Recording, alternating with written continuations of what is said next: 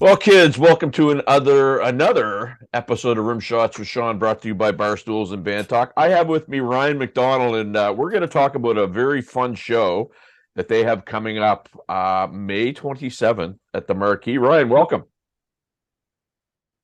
Thanks for having me. Great to be Right here. on, man. So tell us a little bit about your band and, how I do believe I saw you guys once, but tell us about the group. Sure. Alert the Medic.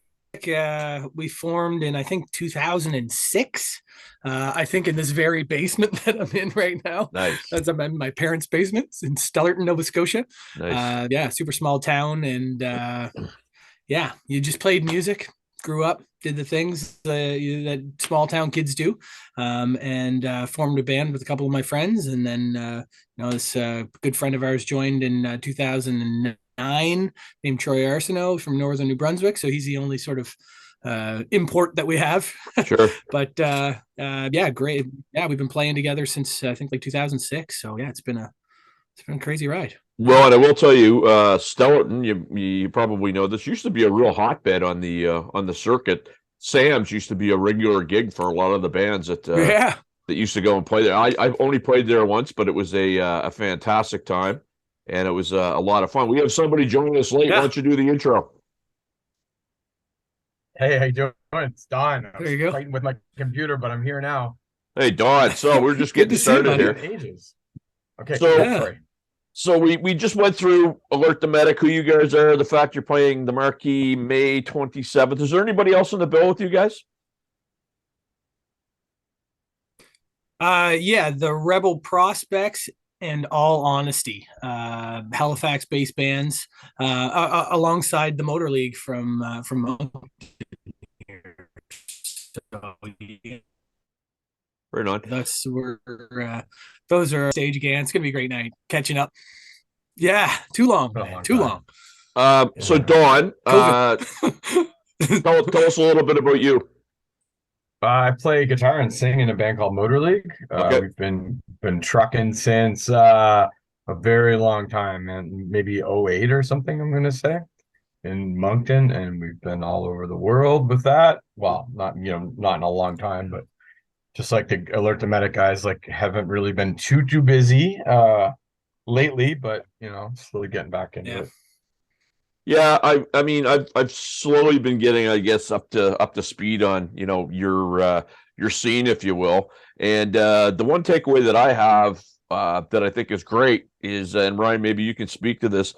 It doesn't matter if you're a part of the band or a part of a band, the scene seems to be very supportive, and everybody really seems to, try to support each other's shows and each other's endeavors. Yeah, I mean, we're super isolated out here on the East Coast, right? So, if you see bands that are traveling to Toronto for the tours, we're like, oh, geez, that's great. Good luck, boys. Here's some spots you should hit. Here's some spots you should avoid. If you break down, I know a guy in, Oshawa or Yeah. wherever. So it's super supportive because we just sort of feel the isolation of the East Coast and how hard it is to tour abroad. So yeah, it's super supportive. Yeah. It is Yeah, very especially on the sharing resources thing. That's a funny Yeah. thing. well, Yeah, sorry, man. and No, it's just no, like that. well, I was just going to say, Don, to that point, you know, I've played in the original circuit. I've played in the cover circuit. For whatever reason, sometimes the cover guys just can't seem to get out of their own way, right? It becomes this competition where, you don't want to see somebody fail per se, but it's kind of like, you don't want to, I guess, give away the Colonel's 11 herbs and spices either, for fear that somebody maybe leapfrogs you in popularity. But I don't see that in the scene that you guys are part of, or I haven't anyway. Is that a fair statement? Oh, it's still here. It's definitely here. I don't want to say that it's not. Like, we've definitely. I think we've tried to be supportive of each other, but there's a lot of that whole crab bucket thing. Like, and where the Alert the Medic guys are from, and where we're from is about 2.5 hours drive away. So we're not neighbors. Well, we are neighbors, but like not. We don't play together necessarily all the time. When we do, usually it's like the bigger festivals or whatever. But Yeah, no, I think all music scenes and all, communities, there's definitely some of that crab bucket stuff, but usually the bands that kind of rise above that literally rose above that because they rose above it, like it's people that are kind of beyond that, literally get beyond. Well, and I love the crab bucket analogy, because for anybody that doesn't know, it No, basically. I did. Sorry, you're.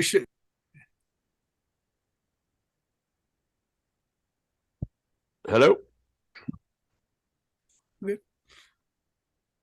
No, I'm good. Yeah. Okay. Yeah. No, we were just saying the crab bucket analogy is Okay. basically a crab tries to crawl out of the pot, and all the other crabs pull him right back down into the crowd, and that is a tried and true. I mean, try that science research project on your own. It's a real thing.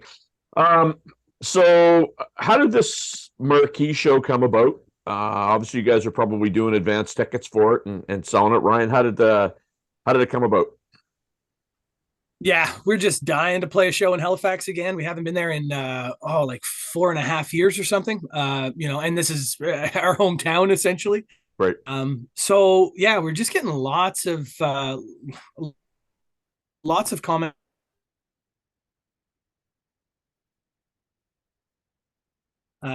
And we just didn't want to come back and play the same set that we played last time. So thinking about how to revamp the set a little bit, and working on some new music. So we're recording a single at the moment, hoping to release that very very soon. So it's just some purpose for the show, but also just because we haven't played rock and roll in front of people in a really damn long time with good buddies like Don, and we really wanted to do that again. I don't care if I lose my t-shirt on this whole show.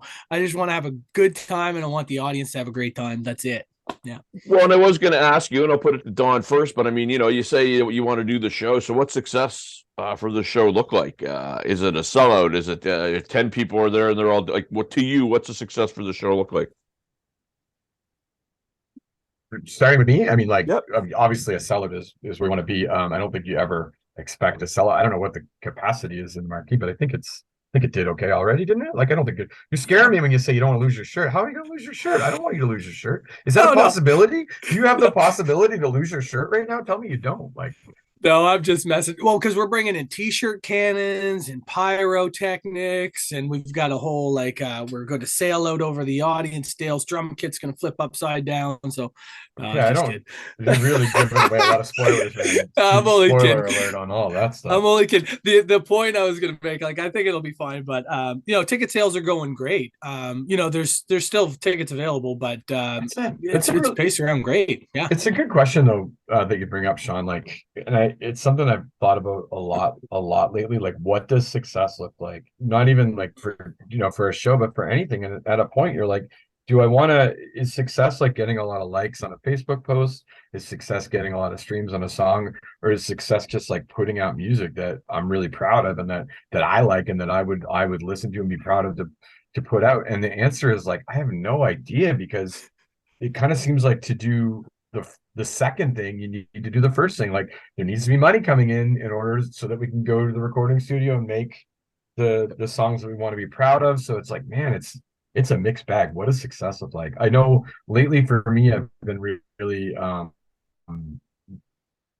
maybe a little like disillusioned with worrying about numbers, and especially like I see a lot of younger bands that have been producing and then having them put their music out, and then really focusing on like, well, we didn't get a lot of spins on this, or we didn't get a lot of likes on this, and like really hyper focusing on like what ad platforms they need to be hitting and how they're. And I'm just like, man, like maybe you should just like worry about putting out music that's really honest and good, and like, who cares about anything, and the other stuff will come if the first thing's true. But then I'm like, that's not true. I know for a fact that's BS. So I don't know. That's a great question. What does success look? I have no idea.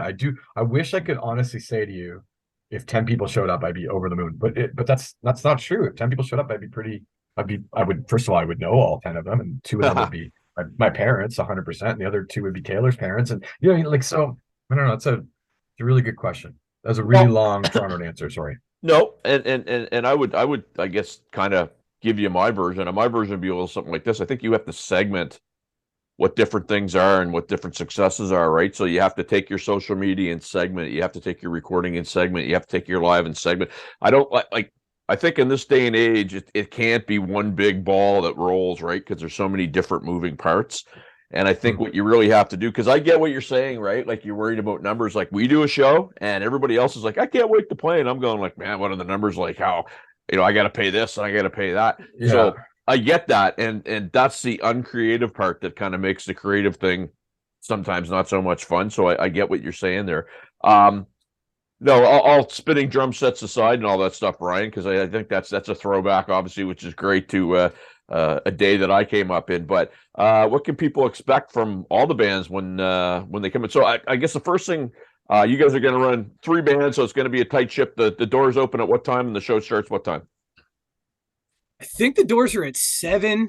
And I would probably be wrapped by midnight, I imagine. So there's 4 bands. I think it's All Honesty to start, the Rebel Prospects on shortly after, and I think it's Motorleague and then us, and yeah, it's just gonna be a great night. Yeah, great success. I mean, like good energy. These are good, just rock and roll bands. So I think if you're a fan of rock and roll and live music, you're gonna leave with a great big smile on your face. Do you remember how we met, Brian, at all? Whoo! Oh, actually, I think I do, but Okay. you go ahead. Yeah. Okay. I wrote an article about the East Coast music, or my guesses for the winners, and I predicted that you were going to lose, and you did, unfortunately. But I said my thing was, this is my prediction, but this is the band that should win. I'm like, this record is absolutely incredible. This is the band that should win. I said, unfortunately, because I know the world that we live in, they're not going to win. But did they deserve it? Yes. So that's how we met, because you guys met me. You're like, hey, you're the guy that wrote this nice thing about us. That's and now who were you writing for, and what was it about again? Because you just cut out there. That was Here magazine, which was a New Brunswick, like a provincial New Brunswick publication. Okay. And that would have been, I don't know what year was that? I'm gonna say 2000. I think it was like 2008 or something, maybe something. Sure. And the band that I said you were going to lose to was the Trues. Yeah. I said you had no chance of beating them, and the record was solid. But we all knew they were going to win, and that's fine. And they deserve to win. I'm not going to get into that, whether they deserve it or not. That's a great record. But I thought your record was so what the hell is this? Because the first time I heard you was listening to the record to do this article, and I was like, what the hell is it? And just song after song, like, what the hell is this? It was such a surprise. Wow. I'm like, man, these guys should win, because it was a really unique original record, and I would to this day say you deserved it. Like, thanks, man. Classic record. So was that success? Was that for the ECMAs? Yes. Yeah. Okay. So not to attach my 2 cents to your interview about the ECMAs, but what I will say about the scene, and I was part of the ECMAs. I did showcases years ago. Not a lot's changed, man. And people can tout stuff all they want. I don't want to get in the weeds too hard. Obviously there was some stuff that took place last weekend in Halifax, but not as lot's changed, and we'll just leave it at that. You can predict sometimes the winners, you can predict the losers, and it's too bad. But I think so long as you go in knowing what you want out of it, and whatever that is for you, if you get that, a success, right? Regardless of wins, losses, whatever. And that's just kind of what I'll say on that, if that makes sense. It makes sense that I need you around more, so I don't get too, down the dumps. Listen, bud, this stuff is the stuff. I got a lot of hair, but I tear my hair on a daily basis over it, because, there's a ton of people that I run into in Halifax, in Dartmouth, in New Brunswick, and they never get a shot in that kind of genre. And I guess my goal is just to help some of these people get a shot, because, I can appreciate what those organizations do, but they're not the only game in town, and people need to understand that, and they need to understand that. And that's just, I'll leave it at that. I don't want to get too herky jerky on it, but it is what it is, and it's been the same for a while. And you're smiling, Ryan, because you know exactly what I'm talking about, brother.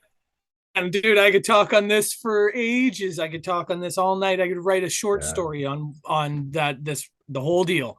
And I will keep my opinions to myself at this moment. I think it's the smartest decision for me. Well, and all that to say is that I think your record was fantastic, and that's how we met. It was like, thank you very much. I was just John. like legitimately surprised because before that I didn't know you, right? I hadn't heard the record, and it was just such a like.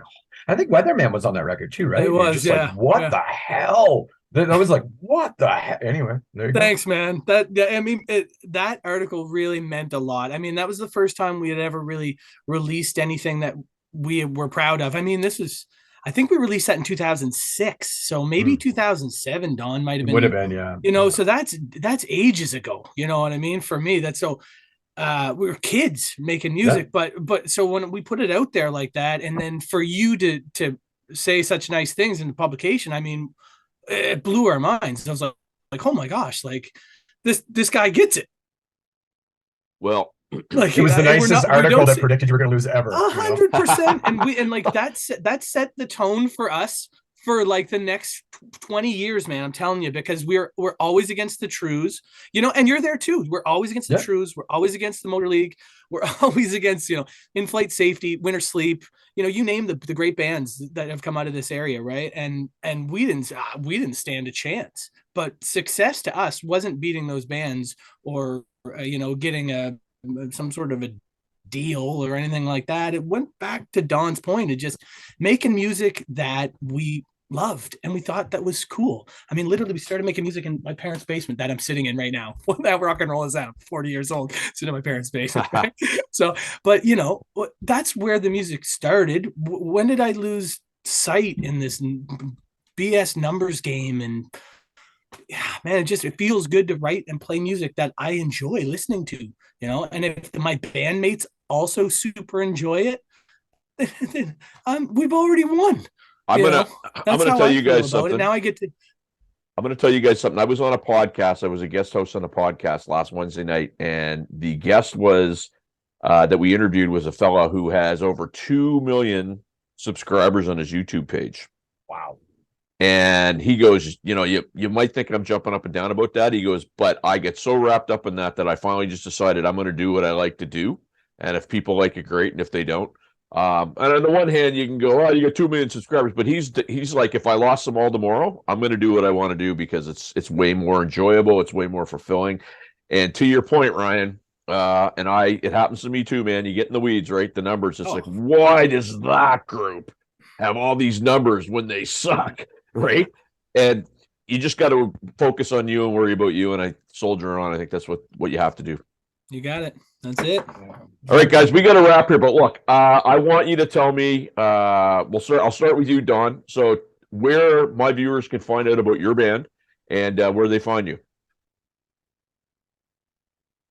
Oh, okay. So we're called the Motorleague, named after a Propaganda song. And it's the motorleague.ca or just on Instagram as the Motorleague or Facebook as the Motorleague. Thank you. And Ryan, tell me where our folks can find you and about the show on the 27th. Sure. Alert the Medic is the band name. You can find us at alertthemedic.com, on Instagram at alertthemedic, Facebook Alert the Medic. You know, I think that all the show info will be there. Just follow along. Hopefully you can join us. I mean, it's going to be a blast. Don, what's your cat's name? This is Murph. Man. Right on. We always like when we have an extra special guest come in. Gentlemen, thanks a lot for doing this. I don't even know if I'm off next weekend. If I'm off, I will definitely try to do my best to get down there because you know, it's an interesting venue, but I bet you guys will have a blast and have a good crowd. So thanks a lot, fellas. Sounds great. You're on the guest list, man. Peace. All right. Seeing you guys. Cheers. Cheers. Later.